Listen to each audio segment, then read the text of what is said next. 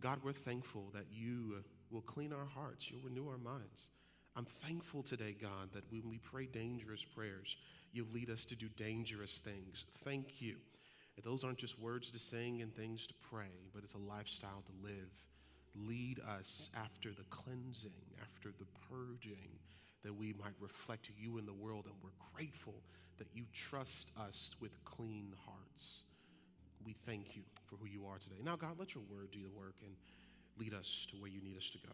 It's in Jesus' name we pray. Everybody said, amen. Well, I always, one of the things that I constantly, don't necessarily get made fun of, I get constantly spoken to on a regular basis every time I leave out of worship are my glasses. My glasses are never clean. And everyone makes fun of me, right? There you go, get your laugh out, right? So my glasses are like they're never clean. And every other week, I saw the Coleman twins comment online. Sister Coleman brought me, y'all know when you walk out of Walmart and there's that big box of lens cleaners? Sister Coleman, in all of her love for me, brought to my office one day like 20 boxes of lens cleaners. I can't make this up. And she said, Pastor, I love you, but your glasses are always filthy. And I never really think about it because I've gotten used to looking and getting over the smudges and all of that. And it's a sad thing because I think that's the way some of us live, where things could be clean, but we're just used to the smudges. Things could be clean, but we get used to the blurriness. Things could be clean. Very simple. There are the resources available to make everything as clean and as clear as possible, but we get used to the smudges. So we get used to the disrespect, and you get used to the abuse, and you get used to the neglect, and you get used to the negativity. You get used to people telling you what you can't do. You get used to being thrown away. You get used to throwing yourself away. You get used to telling yourself what you can't do. You just get used to all the smudges around you, and then we wonder why you can't see straight. It's because you've gotten used to all the smudges. And every once in a while, what's so offending to you is when somebody else sees the smudge you've gotten comfortable with, because it should make you uncomfortable what you've called it normal. So downing yourself and telling yourself what you can't do, telling God what God can't do, God doesn't listen to your prayers, God doesn't engage you, that God doesn't see you, God isn't on your side, God doesn't know who you are, because you've gotten so used to telling yourself that now it's become true. And so here comes Sister Coleman, here comes a friend of yours bringing you some lens cleaners, telling you that smudge is not something you can live with. Because you live with it too long, it'll alter your entire eyesight. When it comes to vision casting, when it comes to vision on our lives, when it comes to what God says, sometimes the difficulty in receiving what God wants us to do next is because we're comfortable with the smudges on our glasses.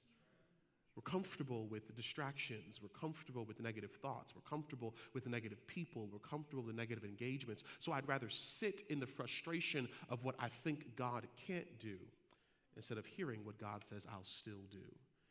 This is the issue with the people of Israel, that Moses pauses them before they get to where God is calling them to go, before they get to the promise. God says, children of Israel, we got to clean your glasses because I can't let you go into next with dirty glasses. That's the story in Deuteronomy chapter 11. You have your Bibles, turn with me to Deuteronomy chapter 11, our vision text for this year.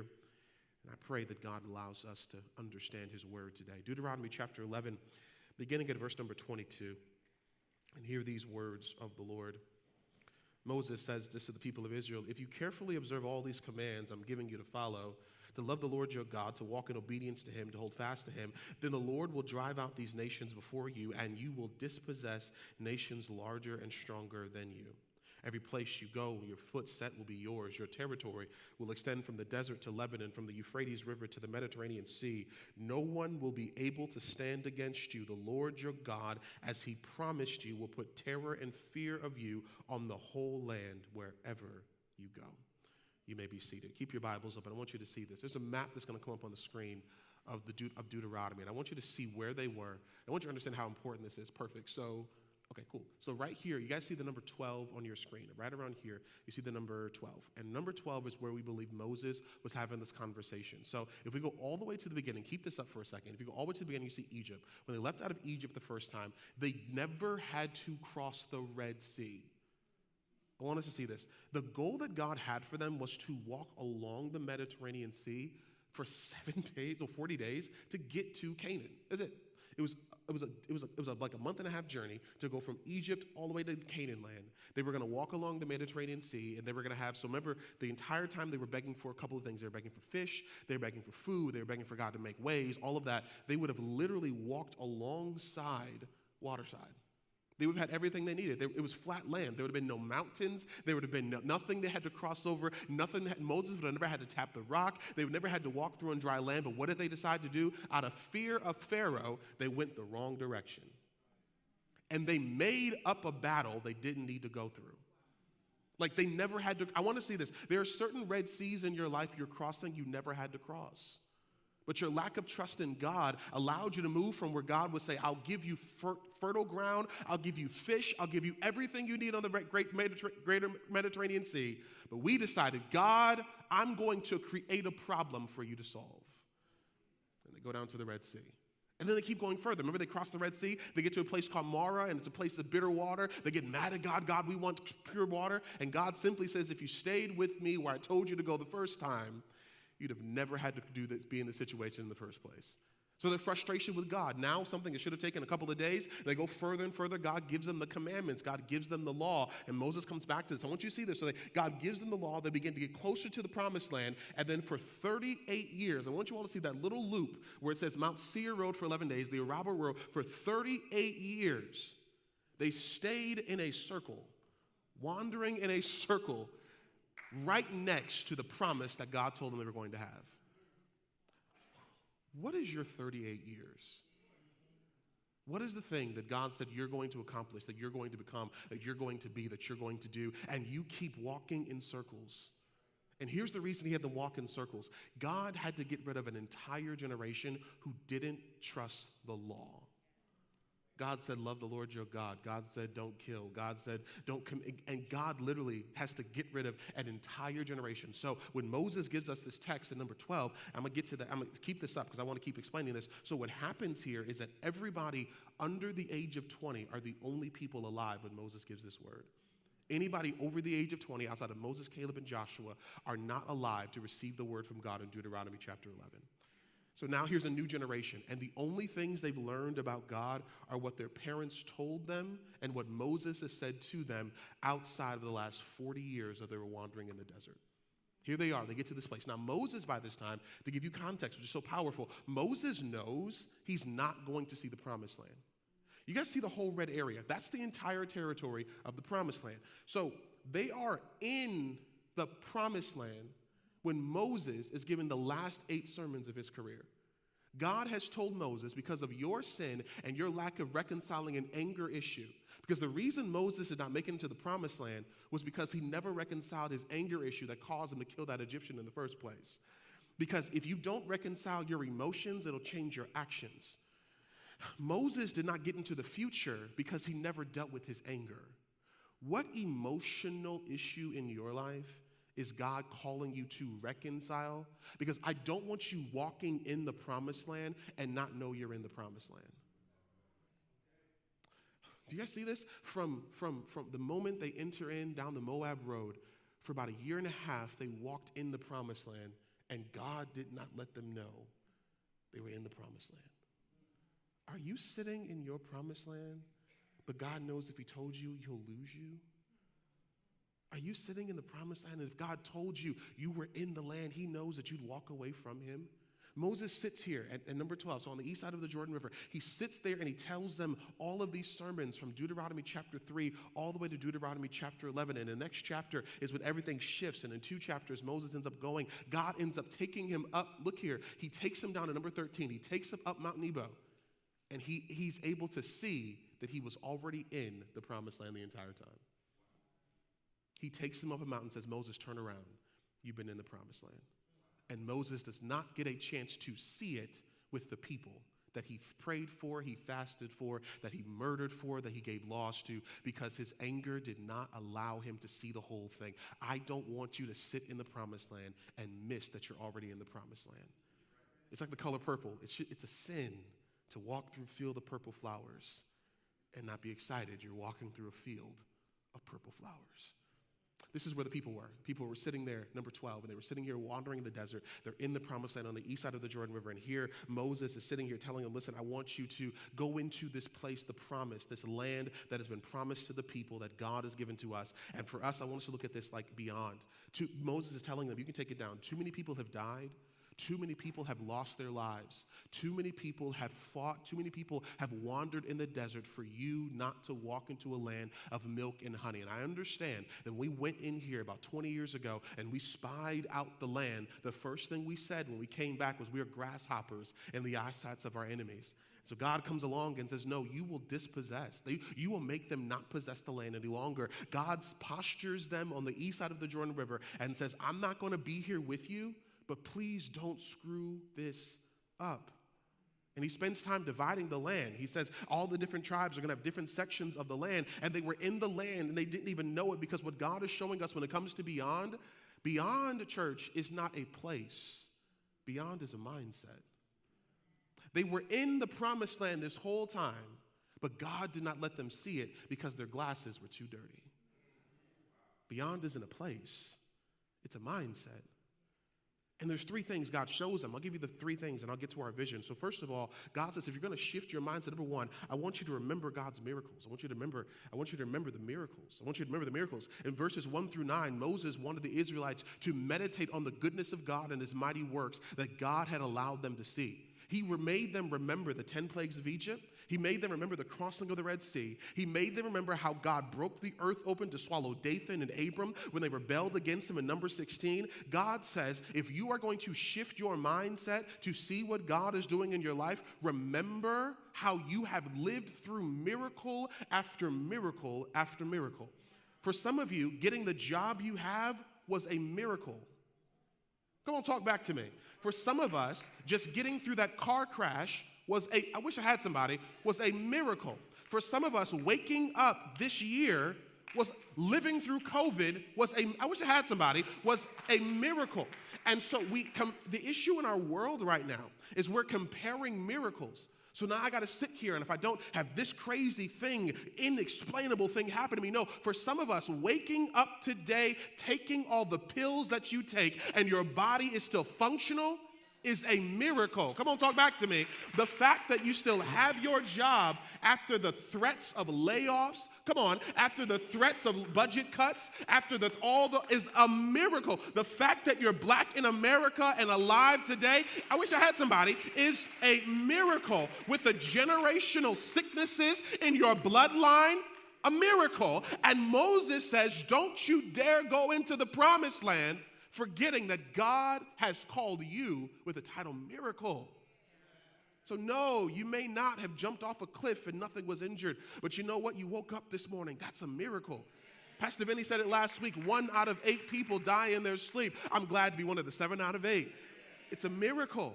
It's a miracle that your car, when you put your key into the ignition, did not backfire on you. That's a miracle. All the stray bullets that fly in our community, a miracle. All the businesses that have been robbed, a miracle. All the people that are having things happen in their homes, a miracle. The fact that you are not sleeping outside is a miracle. The fact that the alcohol you drank did not, I wish I had somebody that I'd take you out, a miracle. The fact that something you put was not laced is a miracle. Moses says, yes, we created the problems, but God always brought us through. I want you to think about the Red Seas in your life that you forced God to open. That God says, I want you to remember that you didn't need to cross it, but I made a way anyhow. Come on, talk back to me now. See, we can shout over grace and mercy, but every once in a while, that ought to be your shout. The problems you created, God solved and didn't hold it against you. You cussed them out and should have lost your job, but God let you keep it.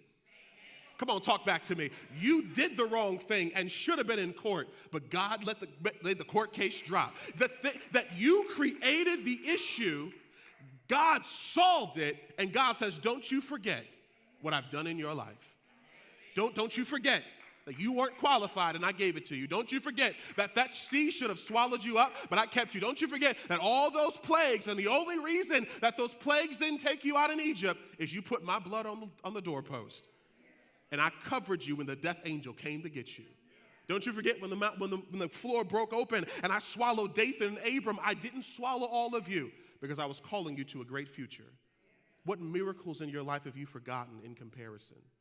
What miracles in your life have you overlooked? What things have you tried to suppress that you've exempted yourself of putting language to grace and mercy? Moses says, before you go in here, here's the first mindset of beyond. You got to remember what God has done in your life. Number two, I want you to honor the land. I want you to honor the land.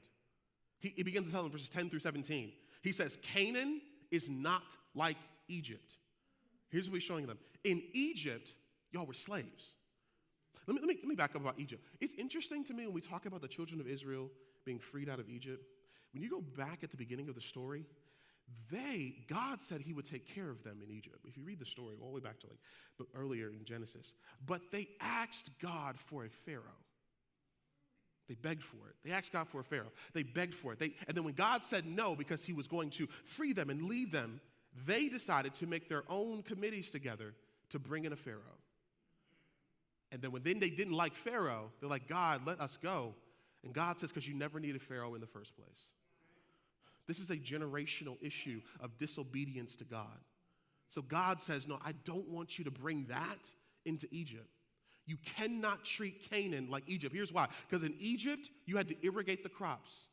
You were in the middle of the desert. You had to bring things from the Nile River. You had to irrigate. You had to create places for irrigation. He says, in Canaan, you cannot do that because the land is flowing with milk and honey. The land is flowing in hills and valley. But if you bring an Egypt mindset to Canaan, you'll screw up Canaan trying to make it Egypt. So honor the land I gave you. This is what happens in some of our relationships and some of our jobs. There's a reason that person is your ex. Why are you judging your next like they're your ex? There's a reason y'all broke up. There's a reason you wanted to leave that job. There's a reason why when you were working on that job, you spend 2 hours on Indeed every day. There's a reason. You didn't want to work there in the first place. And then when you leave and you get to your next boss, now you're treating your next boss like your ex-boss. Because you're treating Canaan like Egypt. And you won't see the milk and honey in Canaan. You won't see the victories in Canaan. You won't see what God is doing for you in Canaan. You won't see the water, the hills, the valleys. You won't see the rest. You won't see the grace, the oil that's in Canaan because you're trying to make Canaan Egypt. And there's too many of us that are sitting in the promises of God in our lives and treating it like the last sin that you committed. You can't see how God has graced you in a place flowing with everything you prayed for because you're treating it like you're still in the desert. Woe unto us for not honoring where God has. God says, listen, here's what I want you to do. I don't need you to make ways in the desert. I want you to see that I care for you, that I gave you a new way.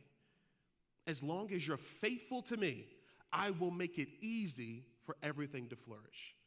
But if you disobey me, I'll stop it. And even if you do irrigation, even if you use your old mindsets, I won't even let the clouds come and bring you rain. This is what Moses is trying to teach them, that if we're going to have a beyond mindset, I want you to remember my miracles, but I want you to honor where you are. I want you to think about the job you have, the relationships you have, the people you're with, the church you're in, the ministries you work in, the children that you have. I recognize what you've been through. I recognize where you want to go, but are you honoring the land where you are? I heard the most powerful thing this week. They said overthinking does not change the past. It does not change the future. It just screws up your present. There is nothing dishonoring the land will do other than screw up where you are right now. What conversations did you miss at your job this week? What person could you ask how they were doing and give them 5 minutes of your time to show them the love of Jesus? What was the color of the flowers on the entryway to your job? Or were you so distracted because of your to-do list? Are you honoring where you are? Telling God what you got to do, what God better do, how God better make a way, how God better do this next week. God says, but did you see the person, the secretary, as you walked into your job that just needed you to smile at them because you don't know what they're going through, but I put them in front of your presence? Did you see the person at the checkout line who needed you to tell them, hey, have a good day? Are you honoring your land? Or are you so consumed with the next thing that you're not honoring where you are. A beyond mindset says, God literally, we saw on the map there, they're in the promised land, and God would not show them because he knew that without the law, they would dishonor where they are. May God clean our glasses where we honor where we are. Number one, he says, beyond mindset's remembering what God has done. Number two, honoring where you are. Number three, a beyond mindset recognizes this truth. You have a choice.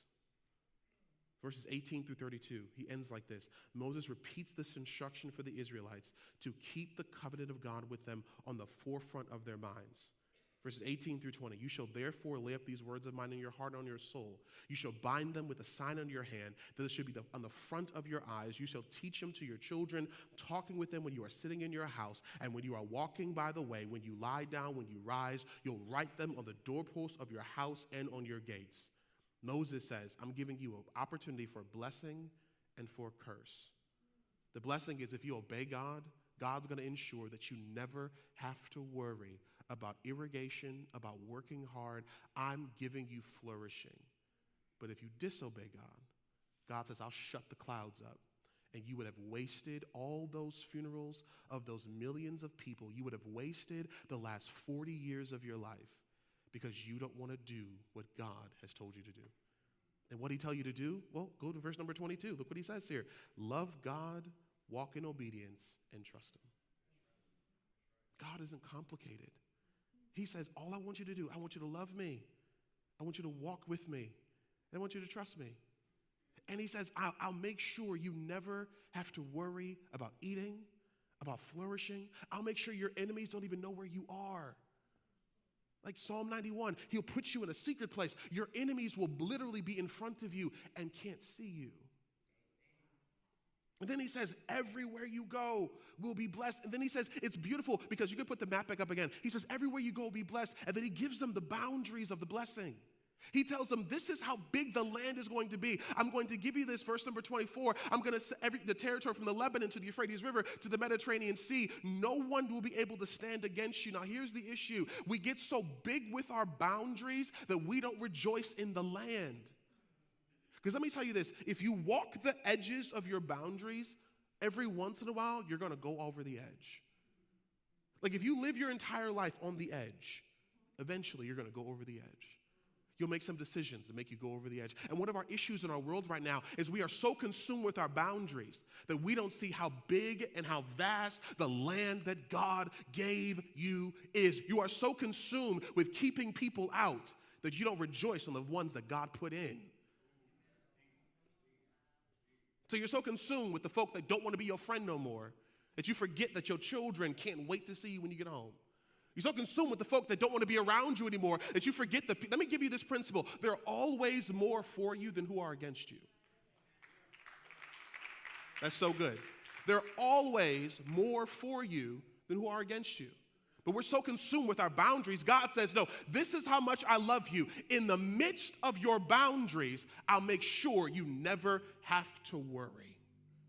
So maybe we should take time this year in your life, in our church's life, rejoicing over where we are instead of trying to find the edges to hope that God don't let us fall over.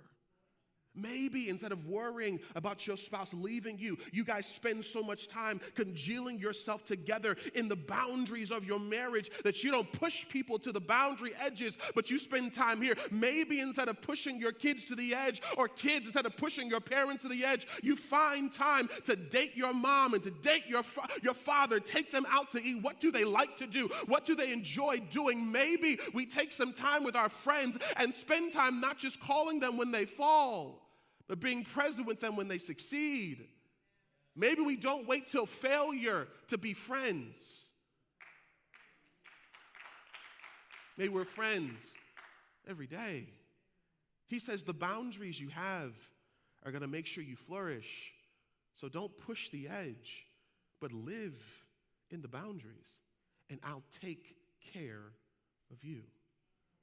That's beyond. That's what God is calling the people of Israel to do, and I believe that's what God is calling us to do. Going against this, though, let me tell you this. The reason we have war today is because they didn't trust it. They pushed the boundaries. They didn't trust human flourishing. They didn't trust God. God closed up the rain.